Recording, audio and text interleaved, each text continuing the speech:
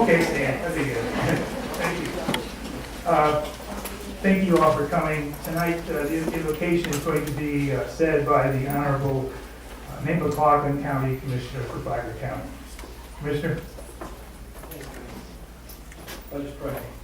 Our Father in heaven, how grateful we are to gather here as citizens of this great country. We're grateful for the opportunity to witness and hear from those who serve in our judiciary.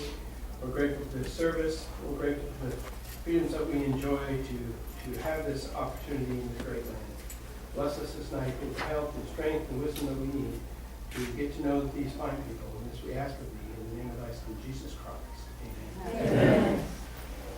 Please remain standing. This is a first this is history that I know of. I have three captains, Navy captains. They're going to lead us in the Pledge of Allegiance. I have Randy Stapleford, Commissioner Greg Hansen, and Commissioner Dave Sullivan. Would you please come up here and lead us in the Pledge of Allegiance?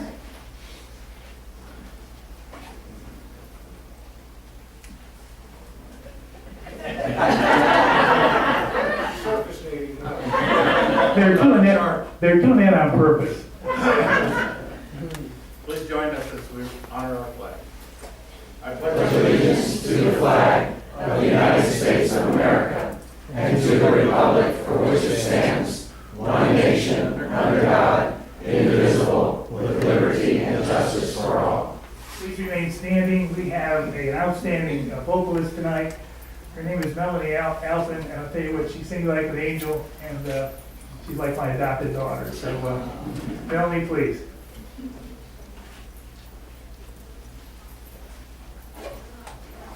Oh, say, can you see by the dawn's early light what so proudly we hailed at the twilight's last gleaming, whose broad stripes and bright stars the roll of perilous fight o'er the ramparts we watched were so gallantly streaming, and the rockets' red glare, the bombs bursting in air, gave proof through the night that our flag was still there. Oh, say does that star-spangled banner yet wave for the land of the free and the home of the brave?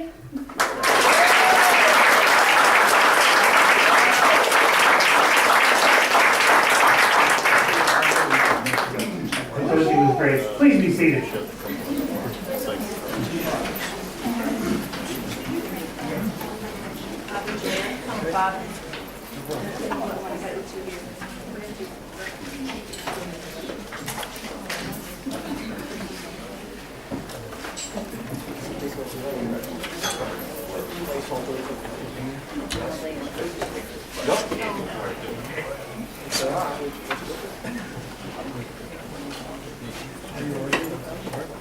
Ladies and gentlemen, we have some elected officials here tonight, and I'd like to recognize them, if you will. I will try by my memory here to make sure that I recognize you all, and if I do, please stand up and say your name, okay? As sometimes last should be first, but I see Honorable Don O'Brien, County Commissioner for Flagler County.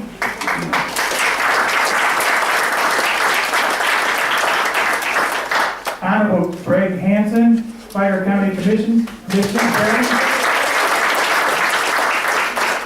Honorable Charlie Erickson, County Commissioner, Flagler County. The Honorable Dave Sullivan, County Commissioner for Flagler County. The Honorable Dave McLaughlin, County Commissioner, Flagler County.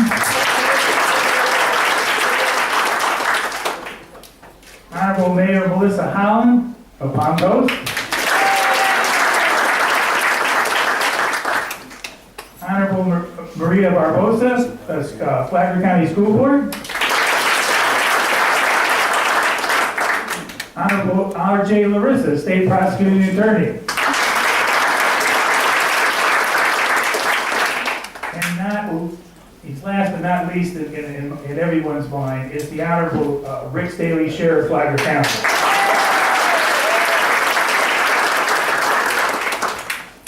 Did I miss anybody? All right. Okay.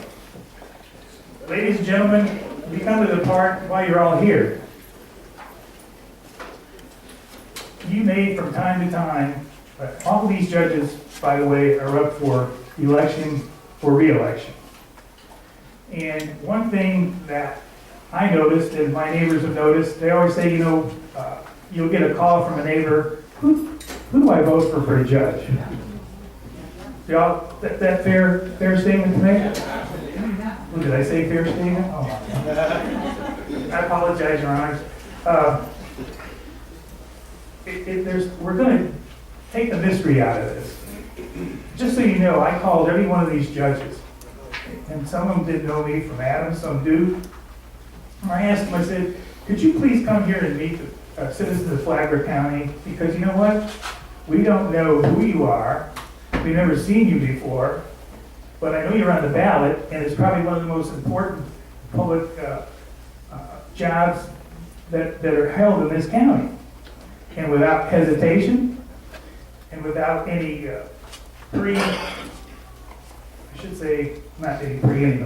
they said they're glad we come here. And that's why they're here tonight. Now, two things as far as deliverables. When I said meet the judges, that's exactly what I meant. These judges are here to meet you. You know who they look like. You're going to hear them talk shortly. And most importantly, they're going to answer some questions tonight. Now, my understanding of the law is like 0, but there is a rule called Canon 7. It's probably 154 pages that I read anyway. And it really kind of governs what a judge can say and where they can go and what they can do. And tonight, this is a nonpartisan group, just so you know. You're looking at Flagler Palm Coast Forum Facilitator Ed Fuller. That's it. This is open to everybody, and the judges have made themselves available to us. So without further delay, our first judge tonight is Judge Elizabeth Blackburn. Judge Blackburn, you have the floor. Thank you.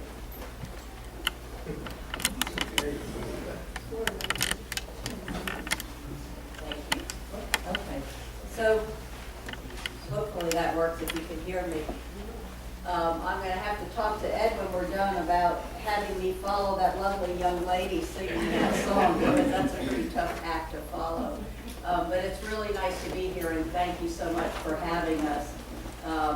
I was many, many years ago, more years ago than I'd like to admit, my mom and I moved down here to Palm Coast when Palm Coast certainly had no HIlton, we had no Handyway, there was no Publix. So to see it grow up and come back and be part of this community and be able to serve your community now is really pretty rewarding for me to see as it's grown, and to see all the folks like you who really participated in the growth of this community.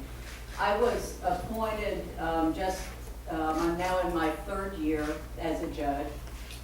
I grew up here locally and taught initially as a special educator, teaching learning disabled, emotionally handicapped children, and then went back to law school and served as a prosecutor in this circuit, serving in all counties of the 7th Judicial Circuit, and was there for 9 years. I was the homicide division chief in Volusia County and handled all of the homicides and so forth in Volusia County for the last 3 years that I was with the office, up through 19 97, and then I left the state attorney's office and went into private practice and had the opportunity to develop a practice in all areas. I've practiced some civil law, I've done some criminal defense, as you can imagine, being a former prosecutor, and then developed a practice that specialized in marital and family law and became board certified by the Florida Bar in that area. During that time, I had a lot of opportunity to serve on some of the boards in the community, including for the North Florida Children's Home Society, and served on that board of directors for about 7 years when some of the services were becoming privatized that now serve our courts and the dependency courts that judges such as Judge Jolly and Judge Smith currently sit in. So it's been interesting to me to see the judicial setting on all sides of the fence until I became appointed. I was fortunate when I became appointed that my chief judge and friend Terry Perkins at the time appointed me or assigned me to a family division, and where I had practiced as a specialized attorney. So I was fortunate to be able to sit on the bench in DeLand where I currently sit and serve in a family division where I deal with domestic violence cases, dealing with all the injunctions and stalking, dating violence, sexual violence, deal with child custody issues, contested dissolution of marriage issues, really dealing with people who probably are not at their best when I see them. I deal with a lot of litigants who are representing themselves, pro se litigants. They don't have the ability to hire lawyers. So the volume of people that I see in my courtrooms every day are people from all walks of life. And I think I'm fortunate in that my background, because I've done so many different kinds of practice and having taught before have kind of served me well to deal with some of those issues. You know, we want to, most of the people, and probably yourselves included, unless you're involved in the justice system, you rarely come to court. And for me, sitting in a courtroom, my whole legal career has been in a courtroom. So to me, it's like sitting in my living room. For somebody else who has never been to court, it's very uncomfortable. It may be the only time they come into a courtroom. And really what we want to try to do is make sure that whatever their issues are, we listen, we are impartial, we try to give them the respect that we want, the respect of the system, obviously. But it's very important that they understand that we, as judges, are going to respect whatever their issues are, and that we're there to try to deal with whatever those issues are in a fair way, try to provide some consistency and stability when they come into the court. They understand what might happen, and they also have some confidence that in the integrity of the process, that we're going to respect them, we're going to request them to respect the system, that we can't, it's not always fair as everyone would like to see it, because we have rules of procedure that govern what we do and what we can do. But it's really important, and I know all the judges that I am fortunate enough to sit with feel the same way. We want the public to have confidence in the judiciary, and by that, everyone needs to understand that we're there to do the best job we can. We're all dealing with difficult issues, whether it's in a criminal courtroom or a civil courtroom or family courtroom where children are being removed from families, that we're really there trying to solve some difficult situations and trying to be as impartial as we can. Thank you, Judge. I appreciate that. Our next judge up is Honorable Judge Lee Case. Judge Case, you have the floor. Thank you.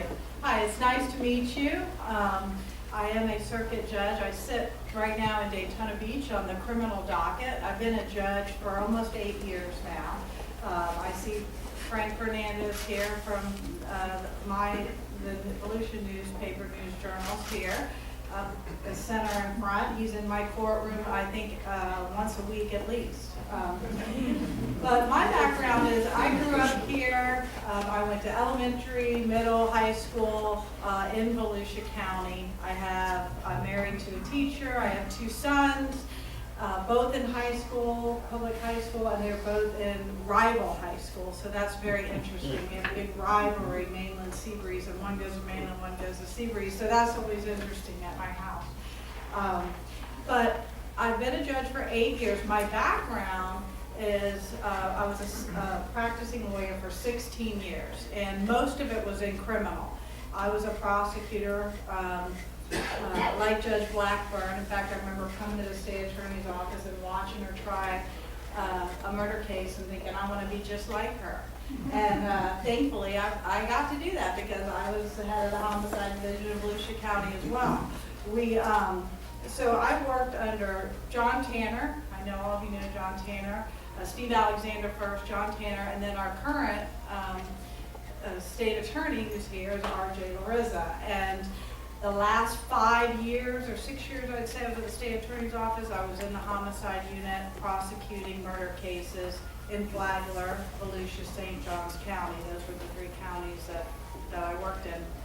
And then Mr. Larissa asked me to be deputy chief attorney for him for Volusia County. So that means that I sort of came out of the courtroom reluctantly. In fact, I remember him telling me, you cannot try any more cases, I need you here. And started managing people. That was a big eye-opener for me. It was 100 lawyers and staff, over 100 people in Volusia County, and I had never really managed a great number of people, just maybe a small number. It was an eye-opening experience, but I learned a lot from it. And I was appointed as judge. I sat on the dependency bench, juvenile dependency, did delinquency, family drug court I had experience with, and I currently sit on the criminal bench. I have, though, and all of us can talk about it, is I've presided over circuit civil trials, I've presided over family law matters, because we move around. I was doing foreclosures in Flagler like 2 months ago for somebody. So we move around, so we have to be familiar with all the different areas. But I think our chief judges, both Judge Perkins, who was the prior chief judge, and Judge Zambrano, who I know you're all familiar with, very good at assigning us to where our strengths are. And I think that what that does for the community is make for justice, easier justice. And the reason I say that is because to me, justice is access, timely access to a judge in court. And if you have somebody that is experienced and knowledgeable in that area, they're running a docket, then there's not a huge backlog, unless you're understaffed, which is always an argument. But for the most part, the litigants can get in front of the judge, and I think that's important. The criminal docket's very intense, and there's a lot going on. But I think that it is important to have somebody in that docket that knows kind of the ins and outs of the criminal law, and that's been my experience. So that's a little bit about me. I have things that I want to say about judges in general, but I don't want to take that up in my bio. But I want to thank you all for being here, because it is, to me, it's so important that we get to know you get to know us, because it matters who's serving you in your community. It absolutely matters. At one point, and you might not really realize it until you think about it, you're going to be affected by a judge. Either you, a loved one, or a close friend. Every day we're deciding bonds, we're deciding custody disputes, resolving business disputes, probate matters, sentencing criminals. So there is some reason that somebody you know is going to be in front of a judge, and you want honest, hardworking, knowledgeable people working for you. And you're like, So that's why I'm really glad that we were invited here. I've never been invited to an event like this. So I think Ed is way ahead of his times. I wish it would be more often. So thank you for taking your time to be here and coming to get to know us. Thank you, Judge. Would you please tell my bride about that last comment? Our next judge up is Judge Christopher France. And Judge Christopher France, welcome to Flagler County. Thank you. I will be trying to fill the shoes of Judge Smith in the Family Division, where judges often move. Sometimes the chief judge says please, sometimes he doesn't. But well, let me do something first. We have at the end of the table prosecutor, former prosecutor,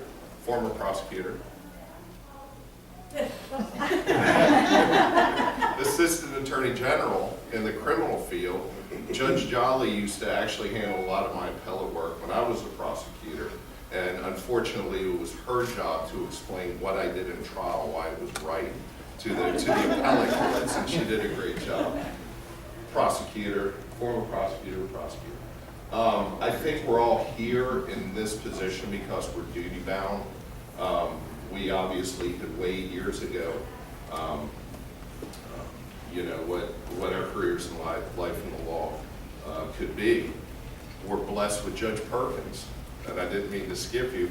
He's a fabulous example of somebody who's come out of the private sector to give us the last and best years of his career, to take all that experience and really give it to the public. And you know, it's just such an honor to be in this group.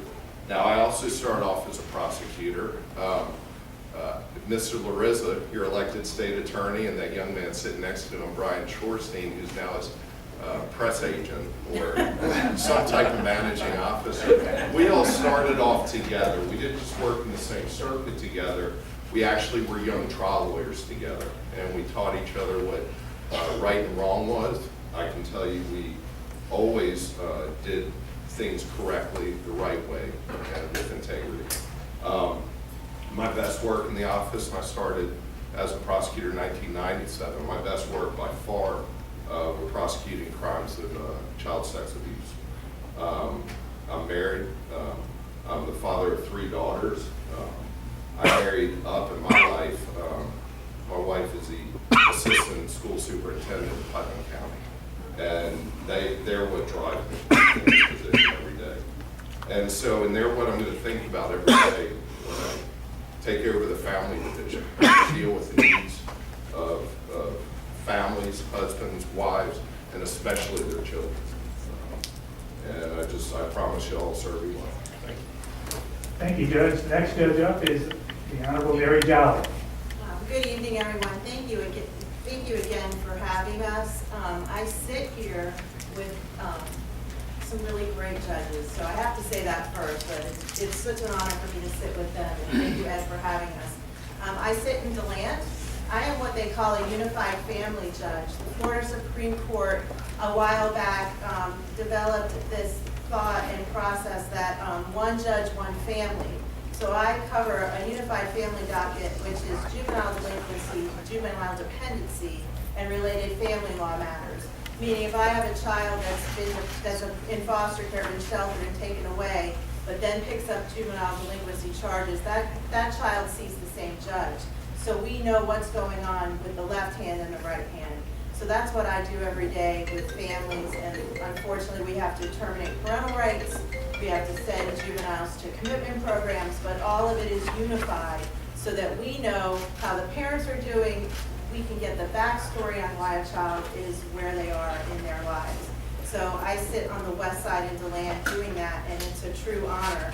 I was appointed with Liz, Judge Blackburn, at the end of 2015, so I'm in my 3rd year on the bench. I started as an assistant attorney general. The attorney general's office has a criminal appellate office wherever there is an appeals court, and there is one in Daytona Beach. So I started there pregnant with my first child, doing criminal appellate work, and that was for the whole 5th District Court of Appeal covers most of Central Florida. So we did appeals out of Flagler County, St. John's, Volusia, but then all the way over to Lake Marion, Hernando and down to Brevard. So any felony appeals came through our office.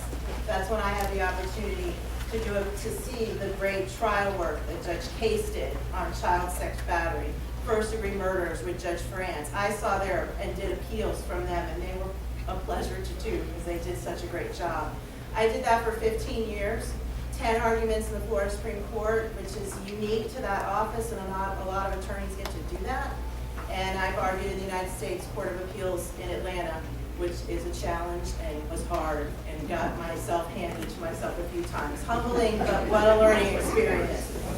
They don't let you get away with anything there, and they shouldn't, and rightly so. And then when I was almost 40, I had the opportunity to completely switch gears and do civil. I took a position as an assistant county attorney for County Attorney Dan Eckert in DeLand, where I completely changed gears, and I represented as legal counsel the Code Enforcement Board, the ECHO Advisory Board, the Construction, Licensing, and Contractors Appeals Board. I did civil litigation, slip and fall. Someone fell at the Ocean Center. The county does their defense in-house. We didn't send it out, so we would defend that. I did a little workers' comp, personnel, and what a tremendous opportunity Mr. Eckert gave me and helped me grow as an attorney. And without that experience, it made me very well-rounded to do what I am doing now. And one of the highlights is I appeared in front of Judge Perkins on civil hearings, and now he's sitting to my right, and it truly is. He's just a role model to me, and someone that I was well prepared for when I went into court, because you never knew what he was going to ask. And when he was respectful and treated everyone fairly, and I just thought, wow, this individual is doing what he should be doing. So thank you, Judge Perkins. He doesn't know that. I would be a nervous wreck when I would appear in front of him. And now here I am.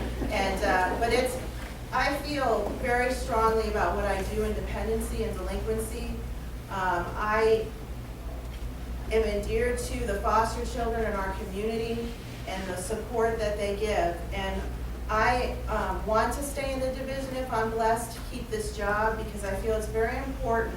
The only thing that some foster children have in consistency are their case manager, maybe a guardian ad litem volunteer, and the judge that they will see for judicial reviews. And I want them to see me and know that I'm going to be something stable in what has otherwise been an incredibly unstable life. And so I learned from the teenagers in foster care every Thursday on my docket. They are a true blessing, and I support them, and they amaze me every day, and they really make this job that I still some days think, how lucky did I get to meet these people and the folks that work for them. So I'm blessed to serve.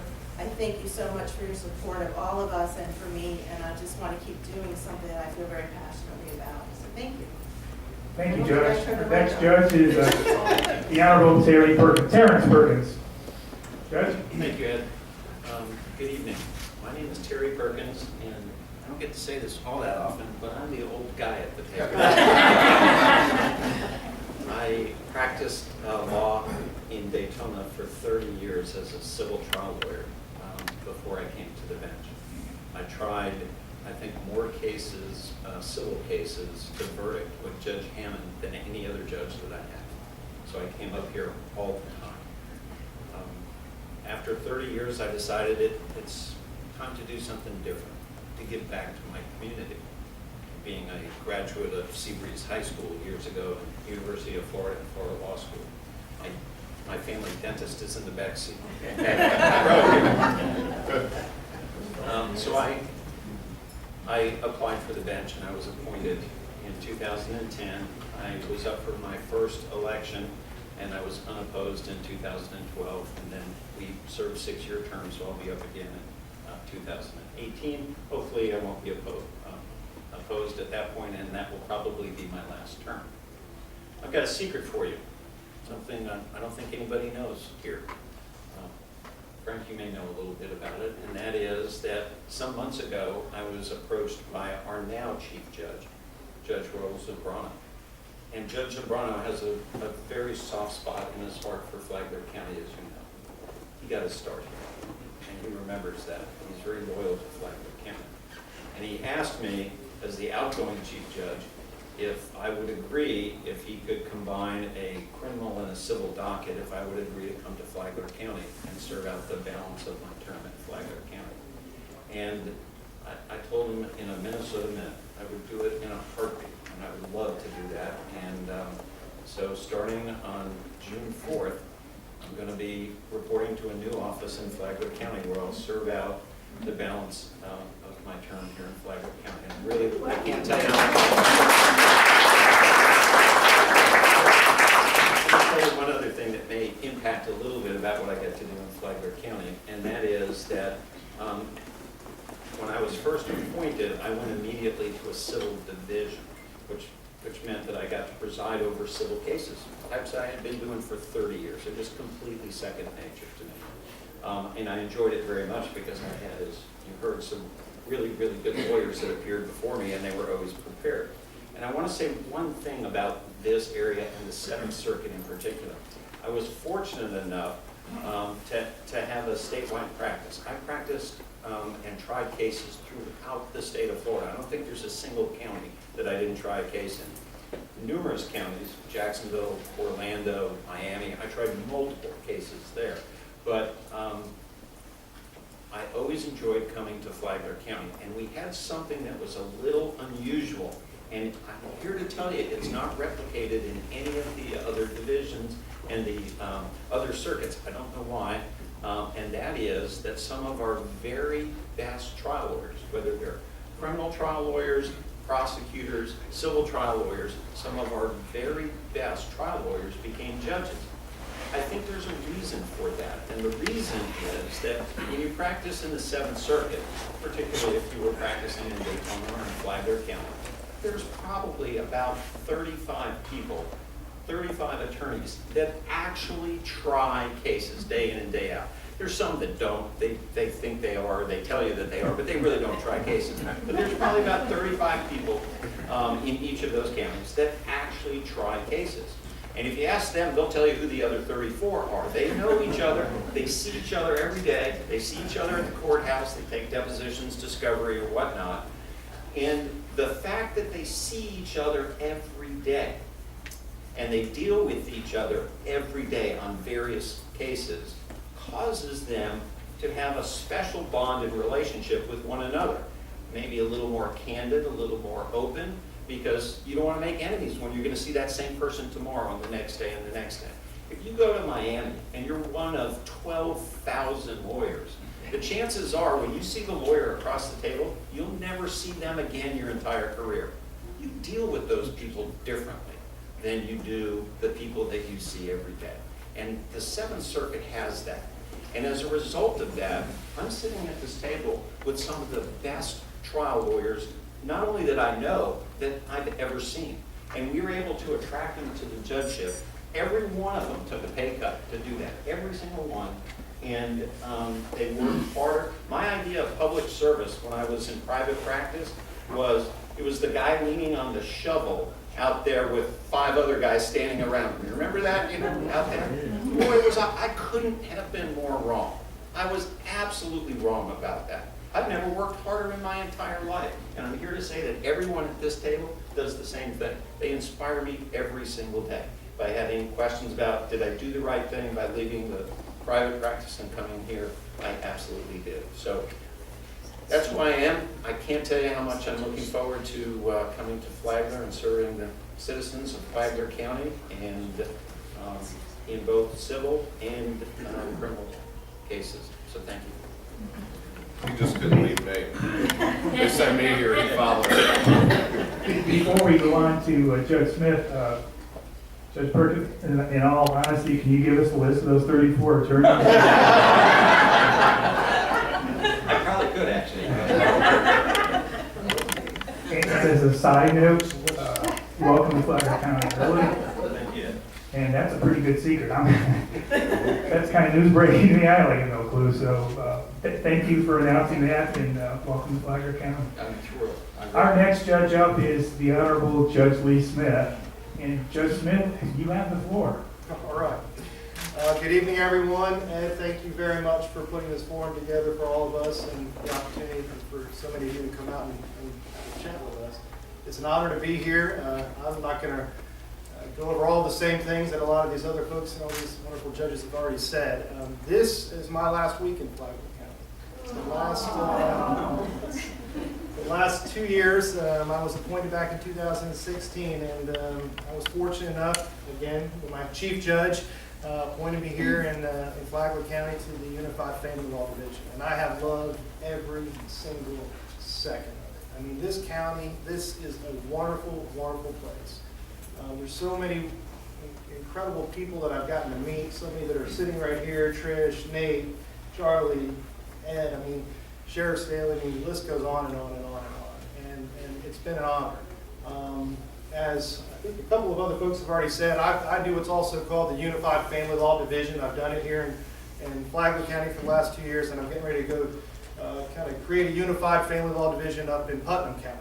And so we're going to kind of merge a couple of things up there, and it'll be very much like what we've been doing here for the last couple of years. I consider,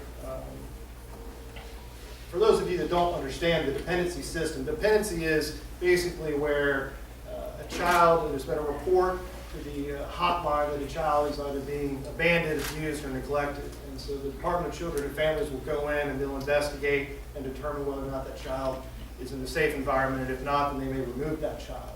And if they remove that child, then it becomes what's called a shelter petition, and then that has to be brought in front of the judge, and then potentially a dependency case is opened up. And so that's what Mary Jolly does primarily, and it's part of what I do here in Flagler County. And I'm here to tell you right now, as far as I'm concerned, there is no more important work that gets done in the courthouse than in the dependency system. These children are truly have the biggest obstacles and the biggest odds against them of anyone else. These are kids who are growing up in tough environments, and it's our job as obviously the judges, but also everyone else who's involved in the dependency system, whether it's the guardian ad litems, the attorneys, the Department of Children and Families, the Community Partnership for Children. The list goes on and on and on. These people come in and day out, and they have some of the toughest jobs out there. And I've been honored for the last 2 years. I've truly cared about these children. I've truly enjoyed watching them, and just to follow up on what Mary said, it's always been so important to bring those children into court. Some of the days that I look forward to more than any on the bench is knowing that the kids are going to come in and they're going to see me and I'm going to get to see them. So that's going to be really hard for me to leave. I know that Judge Francis is going to do a phenomenal job. He's going to do an absolutely wonderful job. He's a family man too. I also have a family. I've got 2 young children, beautiful wife. We're getting ready to celebrate our 15-year anniversary this year. I've got a 9-year-old boy and a 6-year-old little girl. I grew up in Maryland. My father was originally from Boston, Massachusetts. My mother was Canadian. She was from Newfoundland, actually. They met when my father was in the Air Force, and they moved here to the United States. I've got 5 older sisters. I'm the only boy, so imagine what that was like. It was actually absolutely wonderful. So I've got a very close relationship with each of them. They certainly have instilled quite a family that we've instilled together. I've got nephews and nieces, great nephews and nieces. Ultimately, I moved to Florida, graduated from Florida State, went to Florida Coastal, graduated law school. After law school, actually while I was in law school and I met my wife, I was working on a campaign, and a local congressman who ran for Congress. It was actually, this area was actually part of that district. It's no longer part of that district. It's now been shifted a couple of times, I think. So I got to know Palm Coast a little bit, and I would come down here with him and get to meet some folks, and we got to know the area there. After I graduated from law school, I went to D.C. and followed up with that congressman. I worked on the Hill in the House of Representatives for 5 years. Thoroughly loved that time. My wife and I, we got married after our first year up there, and absolutely just had a fantastic experience.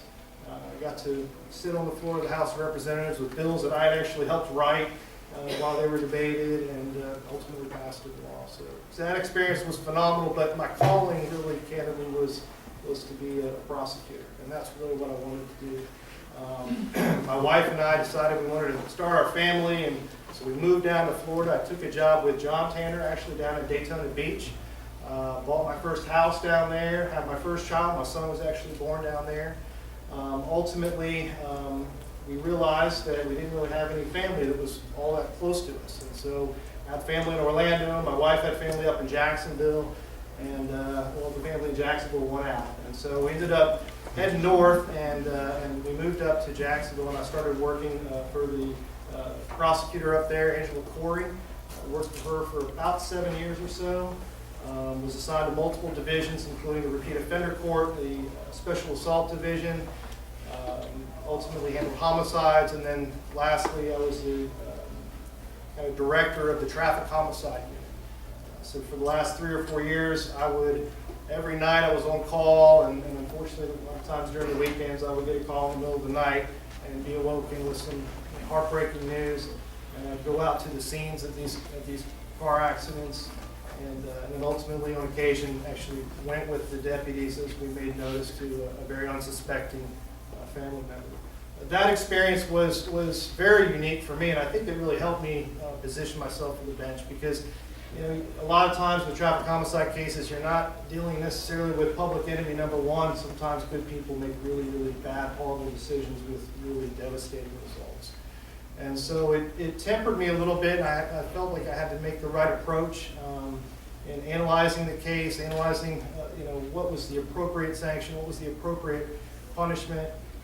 Had several trials on those cases, and ultimately it was it was a rewarding experience in many ways. Again, was appointed in 2016. I've loved every second here in Flagler County, handling the Unified Family Law Division. I want to commend Sheriff Staley for everything that you've done. I handle all the domestic violence injunctions for the last couple of years, and I know that the sheriff has really taken that under his wing and done a lot of great work here in the community. We were able to, I was fortunate enough to get a batterers intervention program started here in Flagler County. One of the chief complaints that I got, whether it was through the dependency system or in the family law or in the injunction setting, was that there wasn't a lot of resources available to folks. And so I'm sitting there requiring these individuals, these parents, to do all these things, and they're having to drive down to Volusia County or up to St. Johns County. And so I was happy that I certainly want to interrupt, I'm done, I think, at this point. And the reason I'm going to, I want the citizens, because I was very impressed by this. As everyone knows, Sheriff Staley had a domestic violence assault task force. And I was part of that task force, I sat on that. And during that task force, we learned that the services provided in Flagler County called the BIP, and I still don't know what a BIP is, I apologize, but the judges order individuals to go to a BIP program, and because of the discussion about the sheriff attacking ways of how we can reduce domestic violence program, it was learned that we never had a BIP program here in Flagler County. I believe Becky Quinteri from the sheriff's office heard that. She got a hold of a vendor, and the vendor was contacted. I contacted Judge Smith. I went to Judge Smith's court that day, and the judge in contact with that vendor. The vendor was an approved vendor by the Seventh Circuit, and Judge Smith enlisted that service that day for our citizens. You talk about moving fast. I mean, there was no red tape. There was no bureaucracy. I was so impressed, Judge. And I'm truly indebted to you, because when you have a service and you order somebody to get that service, but they have to go out of the county, it's very difficult to do. And I really appreciate you moving on that. I apologize for interrupting, but I just want you to know just how fast these judges react to a problem here, and I was just blown away by that. You didn't hear anything say it. I was there. But, he's the one who deserves all the credit. I'll accept it, but thank you. I'm glad you interrupted me, because I think I was going on for too long anyway, so I'm going to turn it over to Melissa. But it's been an honor, honestly. I really, truly mean that. It's my last week is this week, and I'm actually going to take my kids they're on spring break, so I'm going to take them for a couple of days camping, so we're looking forward to that. But I will miss it here very much. I look forward to covering for Judge France or Judge Perkins in the future also, whenever that opportunity, and I promise you that I will be down here. And just want to thank Judge Moore-Stans for all of her tutelage and help along the last 2 years. I know that we've gotten along great in that courthouse, and it's a good place to work. So thank you all very much. Next up is the Honorable Judge Melissa Moore-Stans, also known as the busiest judge in the state of Florida. Welcome, everybody. Thank you so much for coming. And most of you probably already know me. I'm the only one sitting up here who's been through a full campaign. I'll say a full campaign because Judge France was campaigning when he was appointed. So he had a little taste of it, but didn't go all the way to November like some of us did. So I'm the only county judge sitting up here as well. As all of you know, I am the only county judge that you have here in Flagler County. It's been my honor to serve you for the last almost 6 years. This is my time up again, 2018, and so I welcome you all here today. Most of you probably know a lot about my background because most of you met me during my campaign 6 years ago, but just as a recap, I was a prosecutor for 2.5 years before I started my own practice. I handled mostly criminal and family law matters when I had my business. I did have a business here in Flagler County, built 2 houses here in Flagler County. My kids go to FPC, so I'm invested in this community, built businesses here, built houses here, and so this is where I want to spend my life, is here in Flagler County with you all. Board certified in criminal trial law, and so that means that I'm considered an expert by the Florida Bar in that area of law. That's something that I obtained in 2006, in part from all of my prosecuting trials and also from trials that I did as a defense attorney.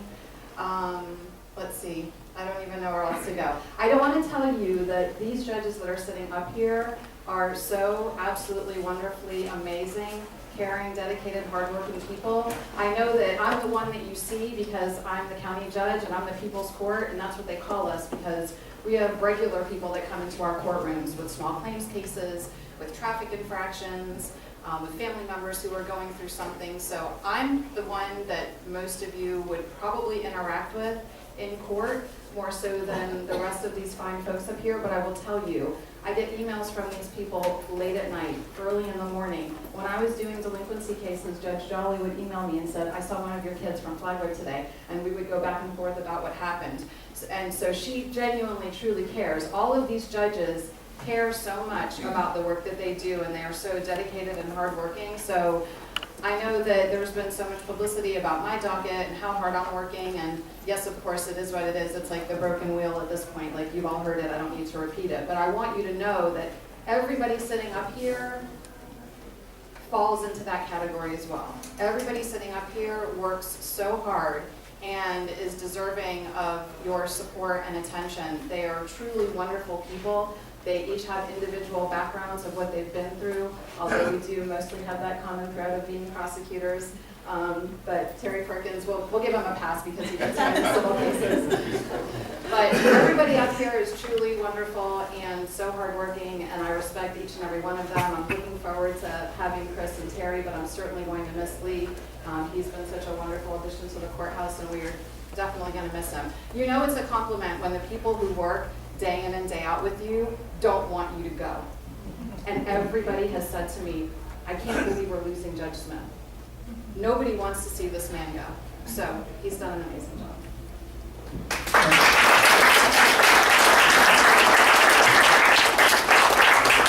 Now we come to the point where my crack research team is going to take over here. There are some things that have been instituted, initiated by these judges while they've been prosecutors, and some while they were judges. And there's a Canon 7. Like I said, I will say that again, prohibits judges from things they can talk about. So if I get one of these, that means that I'm out of bounds, so they can't answer that question, and we'll go on to something else. But since we went with Judge Blackburn, now we're going to go back with Judge Stenz, if you don't mind. Judge Stenz, can you tell us what, you were instrumental in doing the pretrial release program, and you also, I think you believe, you train judges, is that correct? Yes, so I'll start with the pretrial program. For those of you who may not be familiar with it, the pretrial release program is a program that has been in Volusia County for years, and I was familiar with the program. It is It's almost like a place where people can report pretrial while they've been arrested, but they're in theory out on bond, but if they can't afford to post a bond, they're reporting to somebody just to make sure they know when they're scheduled for court, make sure they're not getting any new criminal charges, abiding by the conditions of their release, etc. I knew that that program existed, and I guess it never really entered my brain that we didn't have it here in Flagler County. As the county judge, I do first appearances every single day during the week and every third weekend. So 25, 26 days out of the month, you're gonna see me if you get arrested.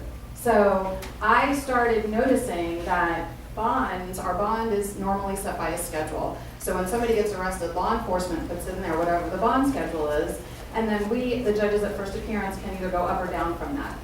People were coming in with petty theft charges with bonds of $250 or $500, not being able to post that, and then I would see them, those are my cases, so I would see them in a week, 8 days, 9 days, 10 days, and they would still be sitting in jail with a $250 bond. And the state offered them probation, which means these aren't habitual offenders, they're not looking at getting just straight jail time, these are people who genuinely could not afford to post their bond. Similarly, I was seeing that a lot with my domestic violence cases as well, where you've got a no contact order in place. If they're abiding by it, they may not have somebody who can assist them and post them out. So there's a $1,000 bond set on something like that, and they're sitting in jail and they're getting offered maybe sometimes even a deferred prosecution agreement, which is we're not even going to prosecute you if you do these certain things. Or they're being offered probation, not being offered jail time, not people with extensive histories.